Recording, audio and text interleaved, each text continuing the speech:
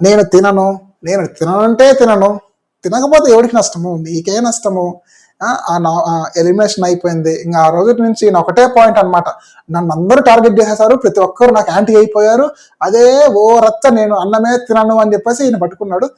ఇక్కడ తినను అన్న పాయింట్ ఏంటంటే, ఇప్పుడు ఆయన తప్పు చేశాడని చెప్పేసి నాకు క్లారిటీ వచ్చింది. యాక్చువల్లీ ఆయన కూడా తెలుసు తప్పు చేశాడని చెప్పి, కాకపోతే ఏంటంటే ఆయన పత్తి గింజ అన్నట్టు ఆయన అనుకుంటాడు. ఇప్పుడు మనం తప్పు చేసినా కానీ సరే మనం అందరం ఏమనుకుంటాం, మన పత్తి గింజలము, మన శుద్ధపూసలం అని చెప్పి అనుకుంటాం.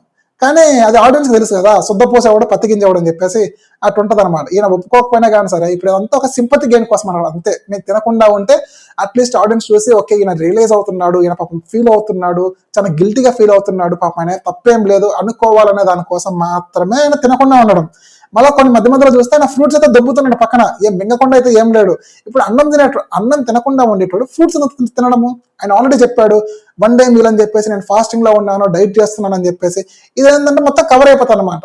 ఇప్పుడు ఒకటి డైట్ వస్తుంది, బాడీలో ఉన్న మొత్తం అన్ని కూడా పోతాయి, అది క్యాలరీస్ కానీ ఏదైనా కానీ సరే వేస్ట్ అంతా కూడా క్లియర్ అయిపోతుంది. మూడోది ఏంటి, సింపతి వస్తుంది, ఆడియన్స్ దగ్గర నుంచి కూడా కొంచెం మంచి ఓటింగ్ కోసం కానీ, ఇదంతా కూడా గేమ్ అంతే. ఇప్పుడు ఆడియన్స్ చూసే వాళ్ళైతే ఎర్రోళ్ళు అయితే ఏం కాదు, నువ్వు తినకుండా యాక్ట్ చేస్తున్నా కానీ సరే నీ బిహేవియర్ ఎక్కడికి పోయింది, నీ బిహేవియర్ మొత్తం కూడా అట్లనే ఉంది, నీ బిహేవియర్ అయితే ఏం మారట్లేదు, నువ్వు జస్ట్ తినట్లేదు ఫుడ్ అంతే, మిగతా అదంతా సేమ్ టు సేమ్. నువ్వు తినకపోయినా తిన్నా నీ మీద ట్రస్ట్ మాత్రం అదంతా కూడా, లేక నీ మీద ఒపీనియన్ అయితే మారదు, అందరికి జనాలకైతే అట్లే ఉంటది.